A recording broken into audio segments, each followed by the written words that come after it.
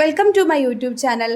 നമ്മളിനി SCERT science class 7 chapter 9 ആണ് പഠിക്കാൻ പോകുന്നത്. പരിസ്ഥിതിയെ നോവിക്കാതെ ചാപ്റ്ററിൽ പ്ലാസ്റ്റിക് അതിനുള്ള ഉപയോഗങ്ങൾ, പ്ലാസ്റ്റിക് പ്രശ്നങ്ങൾ, മാലിന്യ സംസ്കരണത്തിലുള്ള പ്രശ്നങ്ങളൊക്കെയാണ് നമ്മൾ പഠിക്കാൻ പോകുന്നത്. ഓക്കെ, എന്തായാലും വായിച്ചു പോകാം.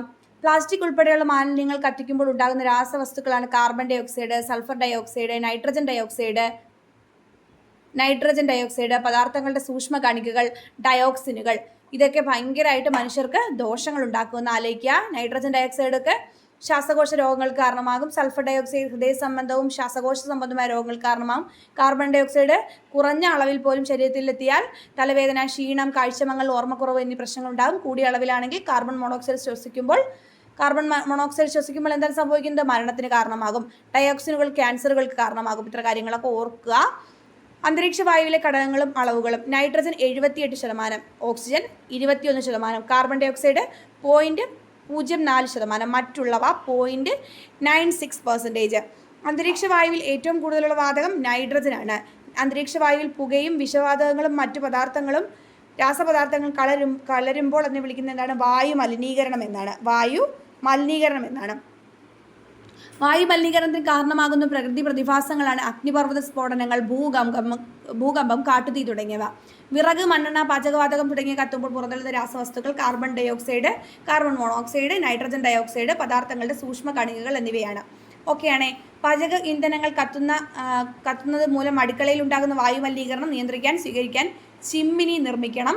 മതിയായ വെന്റിലേഷൻ കൊടുക്കണം. പെട്രോൾ, ഡീസൽ തുടങ്ങിയ ഇന്ധനം ഉപയോഗിച്ച് വാഹനങ്ങളുടെ എൻജിൻ പ്രവർത്തിക്കുമ്പോൾ പുറത്തു വരുന്ന വിഷവാതകങ്ങളാണ് sulphur dioxide, nitrogen dioxide, carbon monoxide, പദാർത്ഥങ്ങളുടെ സൂക്ഷ്മ കണികകൾ. വാഹനങ്ങളുടെ പുകയിൽ ദോഷകരമായ രാസവസ്തുക്കൾ എത്തപ്പെടുന്ന സാഹചര്യങ്ങൾ: എൻജിൻ തകരാറ്, കാലപ്പഴക്കം, അതുപോലെ ഇന്ധനങ്ങളിലെ മായം. വാഹനങ്ങൾ മൂലമുള്ള വായു മലിനീകരണത്തിൻ്റെ പരിഹാര മാർഗ്ഗങ്ങൾ എന്താണ്? പൊതുവാഹനങ്ങളുടെ ഉപയോഗം പ്രോത്സാഹിപ്പിക്കുക, സൈക്കിൾ പോലുള്ള വാഹനങ്ങൾ ഉപയോഗിക്കുക, ഇലക്ട്രിക് വാഹനങ്ങൾ പ്രോത്സാഹിപ്പിക്കുക. ഇലക്ട്രിക് വാഹനങ്ങൾ ഉപയോഗിക്കുന്ന നമ്പർ പ്ലേറ്റിൻ്റെ നിറം പച്ച. നമ്മുടെ രാജ്യത്ത് വായുമലിനീകരണം സംഭവിക്കുന്ന രീതികളും അളവുകളും: പൊടിപടലങ്ങൾ, നിർമ്മാണ പ്രവർത്തനങ്ങൾ എന്നിവയിൽ 45%, മാലിന്യങ്ങൾ കത്തിക്കുന്ന മൂലം 17%, വാഹനങ്ങളിൽ നിന്ന് 14%, ഡീസൽ ജനറേറ്റർ 9%, വ്യവസായങ്ങളിൽ നിന്ന് 8%, ഗാർഹിക പാചകത്തിൽ നിന്ന് 7%. ഭൂമിയുടെ 2/3 ഭാഗവും ജലമാണ്. ഭൂമിയിൽ ജലം കാണപ്പെടുന്ന രൂപങ്ങൾ മഞ്ഞുപാളികൾ, ഹിമാനികൾ, നീരാവി, ഭൂഗർഭജലം എന്നിവയിലാണ്. ഭൂമിയിലെ ആകെ ജലത്തിൽ സമുദ്രജലത്തിൻ്റെ അളവിൽ 97%. ഭൂമിയിലെ ആകെ ജലം എന്ന് പറയുന്നത് സമുദ്രജലത്തിൻ്റെ 97%. സമുദ്രജലത്തിൻ്റെ അളവെന്ന് പറയുന്നത് 97%. ഭൂമിയിലെ ആകെ ജലത്തിൽ ശുദ്ധജലത്തിൻ്റെ അളവ് 3% മാത്രമാണ്. ഭൂമിയിലെ ശുദ്ധജലത്തിൽ മഞ്ഞുപാളികൾ കാണപ്പെടുന്ന 69%. ഭൂമിയിലെ ശുദ്ധജലത്തിൽ ഭൂഗർഭജലത്തിൻ്റെ അളവ് 30%. ഭൂമിയിലെ ശുദ്ധജലത്തിൽ കായലുകളും നദികളും കുളങ്ങളും ഉൾപ്പെടുന്ന ജലാശയങ്ങൾ കാണപ്പെടുന്ന 0.3%. സമുദ്രജലത്തിൽ നിന്ന് ശുദ്ധജലം വേർതിരിച്ചെടുക്കാൻ സഹായിക്കുന്ന മാർഗം ഡിസ്റ്റിലേഷൻ. മറക്കരുത്, ഡിസ്റ്റിലേഷൻ.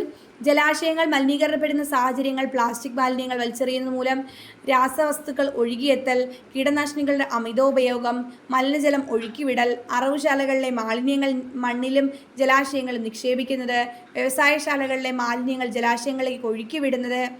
അതുപോലെ തന്നെ കുടിവെള്ളത്തിനുണ്ടായിരിക്കേണ്ട ഗുണങ്ങൾ എന്തെല്ലാമാണ്? തെളിഞ്ഞ ജലമായിരിക്കണം, നിറവും മണവും ഇല്ലാതിരിക്കണം, അതുപോലെ തന്നെ രോഗാണുക്കൾ ഇല്ലാതിരിക്കുക, അപകടകാരികളായിട്ടുള്ള രാസവസ്തുക്കൾ ഇല്ലാതിരിക്കുക, ആസിഡ് ഗുണമോ ബേസ് ഗുണമോ ഇല്ലാതിരിക്കുക. എന്താണ് യൂട്രോഫിക്കേഷൻ? നൈട്രജൻ കലർന്ന രാസവളങ്ങളും മറ്റും ഒഴുകിയെത്തുന്ന ജലാശയങ്ങൾ, ആൽഗ പോലുള്ള ജലസസ്യങ്ങളുടെ അമിത വളർച്ചയ്ക്ക് കാരണമാകുന്ന പ്രതിഭാസമാണ് യൂട്രോഫിക്കേഷൻ. നൈട്രജൻ കലർന്ന രാസവളങ്ങളും മറ്റും ഒഴുകിയെത്തുന്ന ജലാശയങ്ങളിൽ ആൽഗ പോലുള്ള സസ്യജാലങ്ങളുടെ അമിത വളർച്ചയ്ക്ക് കാരണമാകുന്ന പ്രതിഭാസമാണ് യൂട്രോഫിക്കേഷൻ. അധിക പോഷകഘടകങ്ങളാണ് ജലസസ്യങ്ങളുടെ അധിക വളർച്ചയ്ക്ക് കാരണമാകുന്നത്. യൂട്രോഫിക്കേഷൻ കാരണം അമിതമായി വളരുന്ന സസ്യങ്ങൾ ജലത്തിലെ ഓക്സിജൻ അമിതമായി ഉപയോഗിക്കുന്നത് ജലത്തിലെ മറ്റ് സസ്യങ്ങളെയും ജന്തുക്കളെയും ബാധിക്കുകയും ജലത്തിലെ ആവാസ വ്യവസ്ഥയുടെ തകിടം മറിക്കുന്നതിന് കാരണമാവുകയും ചെയ്യും. യൂട്രോഫിക്കേഷൻ ഓർത്തുവെക്കണം, മറക്കരുത്. കുടിവെള്ളം ശുദ്ധീകരിക്കാനുള്ള മാർഗ്ഗങ്ങൾ: തിളപ്പിക്കാം, അരിക്കാം, അതുപോലെ തന്നെ അടിയിക്കാം, അതുപോലെ ക്ലോറിനേഷൻ, ഡിസ്റ്റിലേഷൻ. തിളപ്പിക്കൽ: കുറഞ്ഞത് 1 മിനിറ്റ് നേരമെങ്കിലും തിളപ്പിച്ചാൽ ജലത്തിലെ സൂക്ഷ്മജീവികൾ നശിക്കും, എന്നാൽ ജലത്തിൽ അലിഞ്ഞു ചേർന്നിട്ടുള്ള ഘടകങ്ങൾ നിലനിൽക്കുകയും ചെയ്യും. അരിക്കൽ: ജലത്തിലുള്ള അലയ മാലിന്യങ്ങളെ അരിപ്പകൾ ഉപയോഗിച്ച് വേർതിരിക്കുന്നു. എന്നാൽ സൂക്ഷ്മജീവികൾ, ജലത്തിൽ ലയിച്ചു ചേർന്നിട്ടുള്ള ഘടകങ്ങൾ എന്നിവ നീക്കം ചെയ്യപ്പെടുന്നില്ല. അടിയിക്കൽ ജലത്തിലുള്ള അലയ മാലിന്യങ്ങളെ തടയാൻ അനുവദിക്കുന്നു. മുകളിൽ തെളിയുന്ന ജലത്തെ വേർതിരിച്ച് ഉപയോഗിക്കാം. സൂക്ഷ്മജീവികൾ, ജലത്തിൽ ലയിച്ചു ചേർന്നിട്ടുള്ള ഘടകങ്ങൾ എന്നിവ ഈ രീതിയിൽ ഉപയോഗിച്ച് പൂർണ്ണമായി മാറ്റാൻ കഴിയില്ല. എന്താണ് ക്ലോറിനേഷൻ? ശരിയായ അളവിൽ ബ്ലീച്ചിങ് പൗഡർ ചേർത്ത് ജലത്തിലെ സൂക്ഷ്മജീവികൾ നശിക്കും. എന്നാൽ ജലത്തിൽ ലയിച്ചു ചേർന്നിട്ടുള്ള ഘടകങ്ങളെ മാറ്റാൻ കഴിയില്ല. എന്താണ് ഡിസ്റ്റിലേഷൻ? ജലം തിളപ്പിച്ച് നീരാവിയാകുകയും അതിനെ തണുപ്പിച്ച് ശുദ്ധജലം ശേഖരിക്കുകയും ചെയ്യുന്ന മാർഗമാണിത്. ഇങ്ങനെ ശേഖരിക്കുന്ന ജലത്തിൽ അലിഞ്ഞു ചേർന്നിട്ടുള്ള ഘടകങ്ങൾ ഉണ്ടാകില്ല. സൂക്ഷ്മജീവികളുടെ പ്രവർത്തന ഫലമായി വിഘടിച്ച് മണ്ണിൽ അലിഞ്ഞു ചേരുന്ന മാലിന്യങ്ങൾ ജൈവ മാലിന്യങ്ങൾ, പഴത്തൊലി, പച്ചക്കറി മാലിന്യങ്ങൾ, മത്സ്യ മാംസ അവശിഷ്ടങ്ങൾ. മണ്ണിലെ സൂക്ഷ്മജീവികൾക്ക് വിഘടിക്കാൻ കഴിയാത്ത മാലിന്യങ്ങൾ അജൈവ മാലിന്യങ്ങൾ. പ്ലാസ്റ്റിക് ചില്ലുകഷ്ണങ്ങൾ, ലോഹങ്ങൾ, തെർമോകോൾ, ഇലക്ട്രോണിക് മാലിന്യങ്ങൾ, കീടനാശിനികൾ എന്നിവ അജൈവ മാലിന്യങ്ങളാണ്. വീടുകളിൽ ഉണ്ടാകുന്ന അപകടകരമായ മാലിന്യങ്ങൾ ഉദാഹരണം ഏത്? CF ലാമ്പുകൾ, മൊബൈൽ ഫോൺ ബാറ്ററി, സ്ഫടിക കുപ്പികൾ, ബൾബുകൾ. മാലിന്യങ്ങളെ അവ ഉണ്ടാകുന്ന സ്ഥലത്ത് തന്നെ സംസ്കരിക്കുന്ന രീതിയാണ് ഉറവിട മാലിന്യ സംസ്കരണം. ജൈവമാലിന്യ സൂക്ഷ്മാണുക്കളുടെ സഹായത്തോടെ വിഘടിപ്പിച്ചുണ്ടാകുന്ന സസ്യങ്ങളുടെ വളർച്ചയ്ക്ക് സഹായകമാവുന്ന രാസവസ്തുക്കളാണ് നൈട്രേറ്റുകൾ, ഫോസ്ഫേറ്റുകൾ, സൾഫേറ്റുകൾ.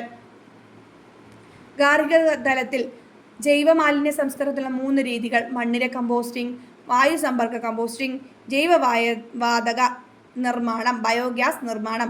മണ്ണിരകളെ ഉപയോഗിച്ച് നിർമ്മിക്കുന്ന വളം ഏത്? മണ്ണിര കമ്പോസ്റ്റ്. മണ്ണിരയുടെ വിസർജ്യമാണ് വളമായി മാറുന്നത്. ബയോ കമ്പോസ്റ്റർ ബിന്നിൽ നടക്കുന്ന പ്രക്രിയ ഏത്? വായു സമ്പർക്ക കമ്പോസ്റ്റിംഗ് ആണ് ബയോ കമ്പോസ്റ്റർ ബിന്നിൽ നടക്കുന്ന പ്രക്രിയ. ഓക്സിജന്റെ അഭാവത്തിൽ മാലിന്യം സംസ്കരിച്ച് ഇന്ധനമാക്കി മാറ്റുവാൻ സാധിക്കുന്ന സംവിധാനം ഏതാണ്? Biogas plant. ബയോഗ്യാസ് പ്ലാന്റിൽ മാലിന്യ സംസ്കരണം നടക്കുന്നതോടൊപ്പം പാചകവാതകം ഉൽപ്പന്നമായി ലഭിക്കുകയും ചെയ്യുന്നു. അജൈവ മാലിന്യങ്ങൾ കുറയ്ക്കാൻ സ്വീകരിക്കുന്ന മാർഗങ്ങൾ 3 Rകളാണ്: റെഡ്യൂസ്, റീയൂസ്, റീസൈക്കിൾ. ഉപയോഗം കുറയ്ക്കുക, പുനരുപയോഗം വർദ്ധിപ്പിക്കുക, പുനഃചംക്രമണം ചെയ്ത് ഉപയോഗിക്കുക. Reduce, reuse, recycle. ഉപയോഗം പരമാവധി കുറയ്ക്കേണ്ട വസ്തുക്കൾ: പ്ലാസ്റ്റിക് കപ്പുകൾ, പ്ലാസ്റ്റിക് തെർമോകോൾ പ്ലേറ്റുകൾ, മിനറൽ വാട്ടർ ബോട്ടിൽ. പുനരുപയോഗിക്കേണ്ട വസ്തുക്കൾ ഉദാഹരണം ഏതാണ്? പ്ലാസ്റ്റിക് സഞ്ചികൾ, പ്ലാസ്റ്റിക് ഭരണികൾ, പ്ലാസ്റ്റിക് പാത്രങ്ങൾ. പുനഃചക്രമണം ചെയ്യാവുന്ന വസ്തുക്കൾ: ലോഹനിർമ്മിത വസ്തുക്കൾ, പ്ലാസ്റ്റിക് വസ്തുക്കൾ.